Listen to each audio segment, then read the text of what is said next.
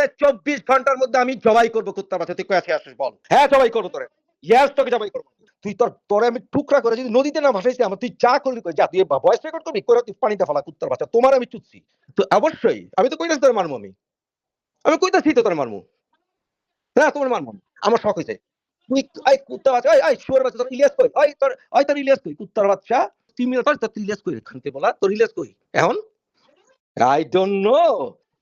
আমি ওই শুয়োরের বাচ্চা। অন্যদিকে সাধারণ মানুষ প্রশ্ন তুলেছেন, তসলিমা নাসরিন, আসাদ নূরের মতো নাস্তিকরা দেশান্তরী হলেও মুফাসসিলের মতো একজন উগ্রবাদী নাস্তিক কিভাবে দেশে প্রকাশ্যে ঘুরে বেড়ায়?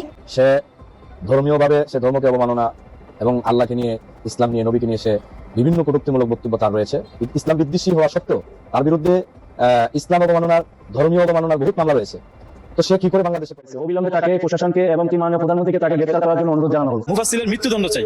যে মুফাসসিলরা এই দেশে কিভাবে চলাফেরা করে, যে দেশে সরকার বর্তমানে জাতীয়তাবাদী ইসলামী বিশ্বাসে বিশ্বাসী, আমরা চাই না, আমরা সরকারের কাছে আবেদন করি যে মুফাসসিলদের মৃত্যুদণ্ড দেওয়া হোক। ইসলামের যে বিষয়ে যে সাংঘর্ষিক কথাবার্তাগুলো হয় সেটা হচ্ছে এই সমস্ত মানুষদের দ্বারা, অর্থাৎ আসাদ নূরদের মতো, তসলিমা নাসরিনদের মতো মানুষজনরাই বলে।